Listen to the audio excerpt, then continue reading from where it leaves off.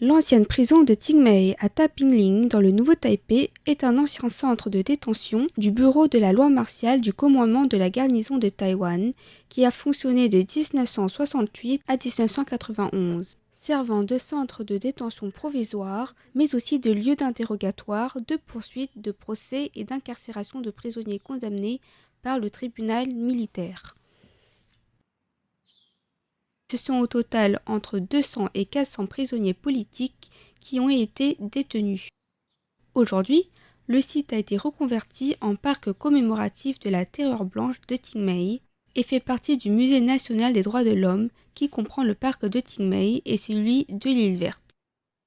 Lorsque la cellule est vide, nous avons l'impression que l'espace est grand. Cependant, il faut s'imaginer que plusieurs personnes y dormaient et il faut compter en plus les couvertures, une bassine pour se laver le visage, le verre en acier, des livres, des lettres, ce genre d'objets. On peut donc imaginer que dans cet espace, si 4 personnes devaient s'allonger, les prisonniers étaient assez serrés entre eux. La confection et l'organisation des cellules témoignent encore aujourd'hui des mauvais traitements qui étaient alors réservés aux détenus.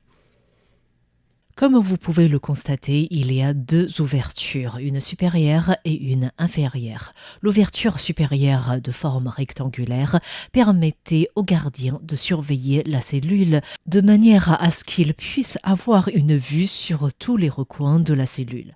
Quant à l'ouverture inférieure, elle servait à livrer les repas qui étaient servis dans un récipient en aluminium.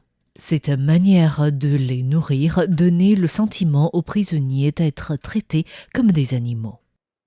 S'ajoute à cela le manque d'hygiène. En effet, si la cellule est équipée de robinets, l'eau n'y circulait pas. Quant aux activités, les prisonniers devaient réaliser des travaux d'intérêt général. Ils étaient par exemple envoyés à l'atelier de blanchisserie où ils étaient chargés de faire la lessive et le repassage des uniformes pour les agents des autorités. J'ai appris que les prisonniers chargés de la lessive en hiver tombaient souvent malades et que pour les personnes chargées du repassage en été, la chaleur devenait rapidement insoutenable. Fred Him San-shin, un ancien prisonnier d'origine malaisienne qui vit aujourd'hui à Taïwan, était arrivé à Taïwan en 1971 pour poursuivre ses études à Tainan. Les prisonniers de Tingmei n'ont pas tous été incarcérés pour avoir contesté le régime, mais les prisonniers politiques représentaient tout de même la majorité des détenus. Fred, lui, n'était engagé dans aucune activité politique, mais a passé en tout 12 années de sa vie derrière les barreaux. Les prisonniers politiques étaient soumis à des interrogatoires où les autorités essayaient de soutirer un maximum d'informations personnelles. L'idée était de récolter assez de preuves afin de les condamner. Il me soupçonnait d'être membre du Parti communiste malaisien et d'être venu à Taïwan pour renverser le régime nationaliste du KMT.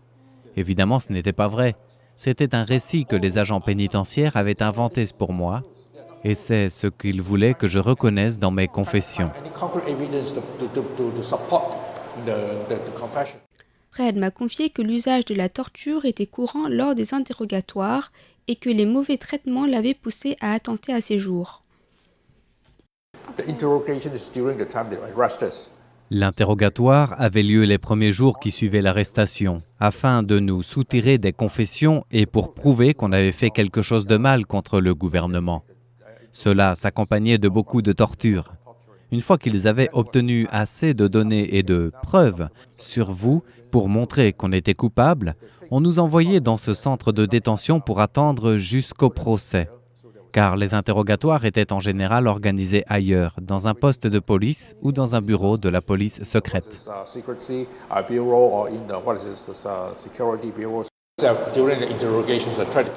Durant la phase des interrogatoires, j'ai tenté de me suicider 3 fois, car je ne pouvais pas supporter la torture.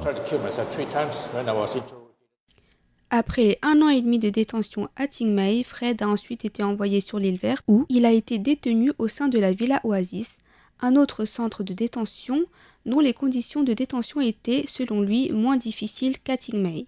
Aujourd'hui, le parc de Tingmei est un important lieu de mémoire de la Terreur blanche. Des classes y rentrent dans le cadre de sorties scolaires et des visites guidées menées par des anciens prisonniers sont également organisées sur réservation, une manière de faire participer les victimes de la Terreur blanche au travail de mémoire et de transmission de l'histoire aux jeunes générations.